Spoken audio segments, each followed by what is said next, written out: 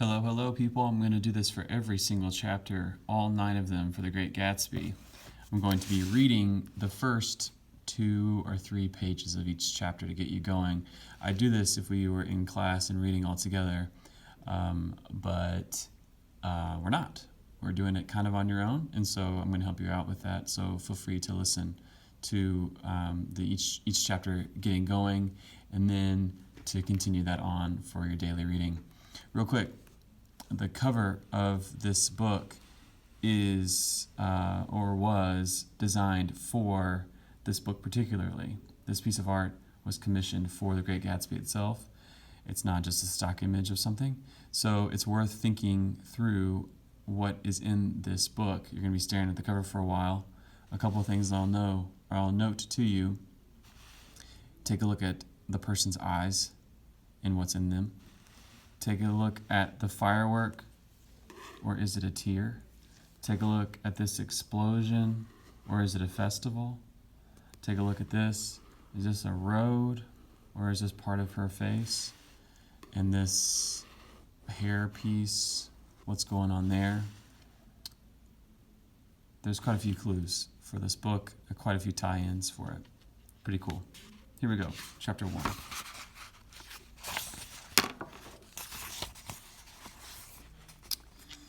In my younger and more vulnerable years, my father gave me some advice that I've been turning over in my mind ever since. Whenever you feel like criticizing anyone, he told me, just remember that all the people in this world haven't had the advantages that you've had.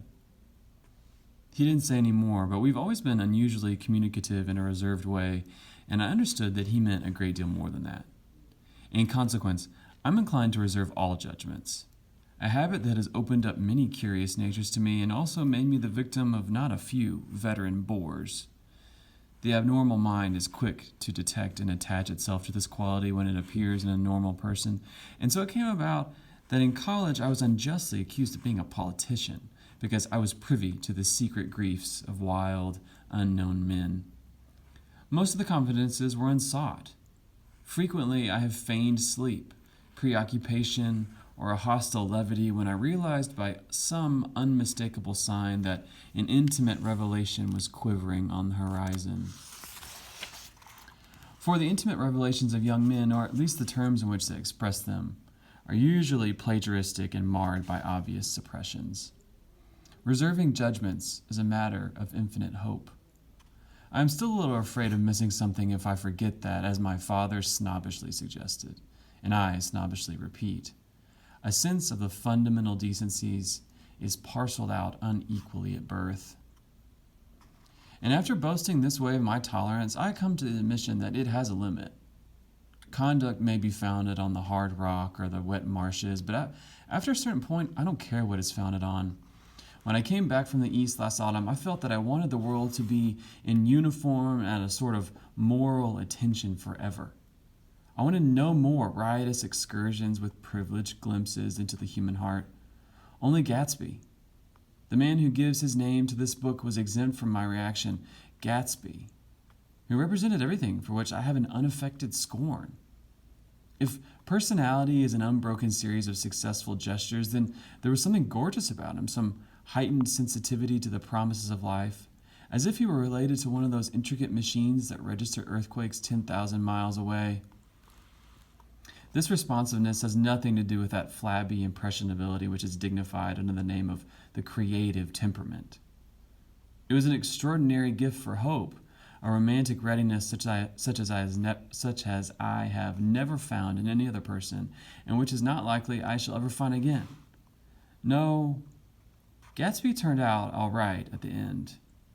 It's what preyed on Gatsby, what foul dust floated in the wake of his dreams, that temporarily closed out my interest in the abortive sorrows and short-winded elations of men. My family have been prominent, well-to-do people in this Middle Western city for 3 generations. The Carraways are something of a clan, and we have a tradition that we're descended from the Dukes of, however you say that word, I don't know. But the actual founder of my line was my grandfather's brother, who came here in 1851. Sent a substitute to the Civil War, and started the wholesale hardware business that my father carries on today. I never saw this great uncle, but I'm supposed to look like him, with special reference to the rather hard-boiled painting that hangs in Father's office. I graduated from Yale in 1915, just a quarter of a century after my father, and a little later I participated in that delayed Teutonic migration known as the Great War.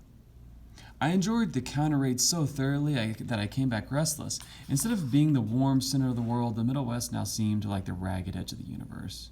So I decided to go east and learn the bond business. Everybody I knew was in the bond business, so I supposed it could support one more single man.